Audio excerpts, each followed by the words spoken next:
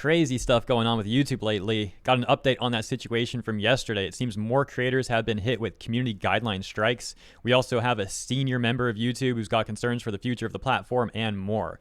However, before we get to the bad news, gonna start off with some good news, cause ya boy got a sponsor. Big thanks to Elsword for sponsoring this video. A free-to-play hack and slash action MMORPG with something for every type of gamer. Journey into the land of Elrius and discover the mysteries of El. With over 56 different character classes, you can certainly find the match that fits your playstyle. Traverse through dungeons and fight through tough enemies for amazing loot, or even hop into PvP to move up the ranks as you prove yourself as the most formidable fighter. Elsword has also received many quality of life improvements over the years, and even has an exciting event going on from now until September 12th titled Keep Calm and Level On, where players may create an event character, level up items and gear to expedite you through the early and mid game, so it's perfect for new players. And that's not all either. There's 2 more events happening during this time frame as well. Powerful Punch Master, which will assist late game players, and Power of the Soul. So whether you're a new player, existing, or returning, this is the perfect time to hop in game. And to do that, be sure to consider checking out my Elsword link in the description or pinned comment of this video, and have fun. Alright, back to the news. So the first thing I want to update you on is the situation I mentioned yesterday regarding Rev and how he got a community guideline strike for his video on EDP. If you don't know who EDP is, consider looking him up because there's still plenty of info about this dude online. And now I'll give you the updates to the situation regarding the community guideline strikes. Unfortunately, it seems that Rev's most recent attempt to appeal the community guideline strike he was hit with has been rejected by YouTube. Rev then posting a further update talking about how YouTube has also apparently taken down Gideon's video on the same situation. Mudahar at Some Ordinary Gamers then quote retweeting Rev's tweet and essentially saying that he hasn't seen Rev's video, but based on Gideon's and Turkey Tom's videos, he believes it might be a misstep and he hopes that YouTube will reverse the strikes. Keemstar also getting involved in this situation, talking about it in a 2-minute clip that I'll play a brief portion of here. Why would YouTube step in and take these videos down?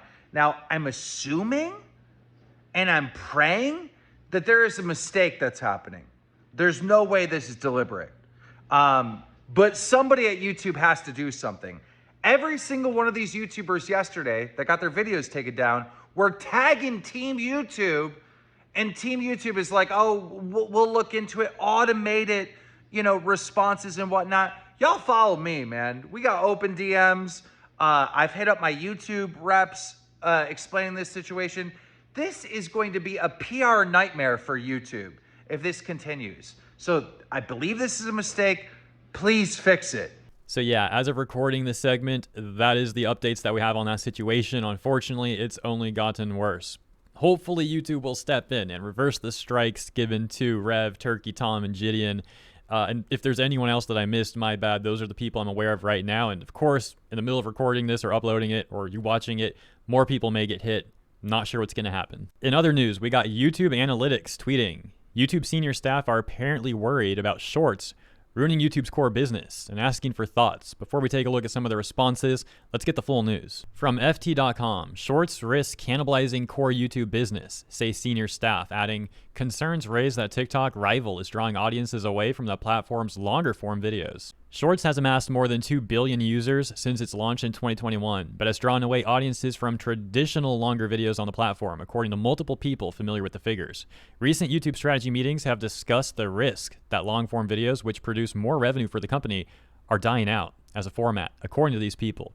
Consumers have turned to short-form video, a move driven by phone usage and the exponential growth of TikTok, particularly among the younger generation.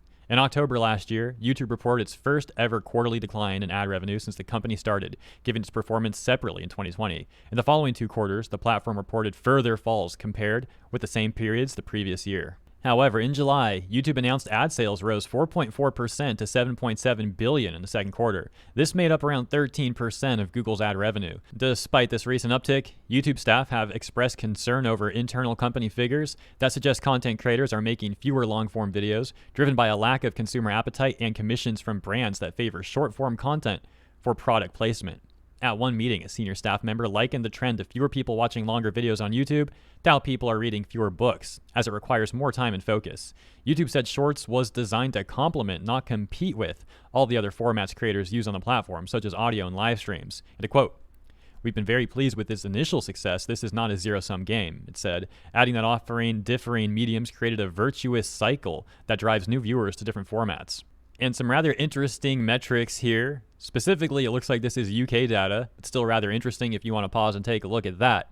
And let's wrap this article up, only a few more paragraphs left. The video division has enlisted the help of its parent company's AI branch, Google DeepMind, to design artificial intelligence solutions that create cost-saving and performance improvements for the platform, such as faster video compression before users can post a video.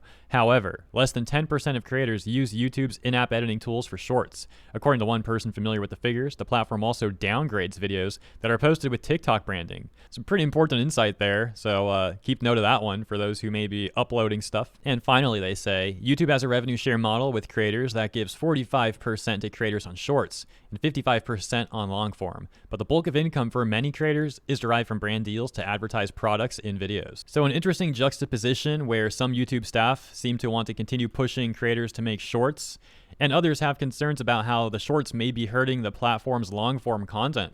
Let me know what you think about all that in the comments. Bit of split opinions in the responses on Twitter, with some people disliking the shorts and others saying essentially that it's really two different forms of content for two different audiences. Conversely, another one saying this was totally predictable, people do what you incentivize them to do.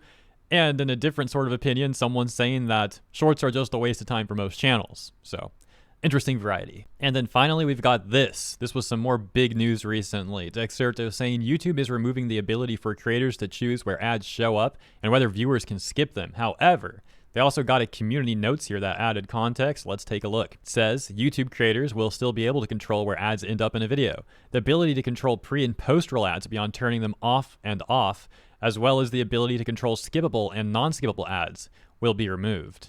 And citing support.google.com and some more things we can't see. The full post is available, as mentioned, at support.google.com with the title Simplifying and Improving Ad Controls, if you're curious to read it on your own. Responses to that news include, me after getting 3 unskippable ads on a 5-minute video. I'm pretty sure this is like a bait response here. Someone else saying, is it bad that I love watching ads? Maybe it's not a bait response, but they got some people who disagree. This one saying, brainwashed, getting 164 likes versus their 7. Someone else saying, no, farming Twitter engagement for money. Could be that. Just always funny seeing something where there's like 7 likes and then like 30 responses. Scrolling more through the comments, we can actually see a response here from Pyrocynical saying ad block. Right below that, the Act Man saying that it's an awful idea. Pros D in the quote retweets saying, wow, terrible idea. Go ahead and just tell everyone to use ad blocker because that's essentially what this accomplishes. But yeah, also important to keep in mind that they did get this community note added to it, so the best approach would probably be to read the full support article and make up your own opinion on it. Personally, for me, I actually read that support article multiple times. I'm still a little bit confused how it's actually going to work, so I guess I'll just have to see how it really applies. And that's it. That's the news, man. Lots of stuff going on at YouTube. Thank you so much for tuning in. Hope you found this segment to be interesting, informative, entertaining, something like that. And as always, I appreciate you and your time. I'll see you in the comments. And of course, in the next segment.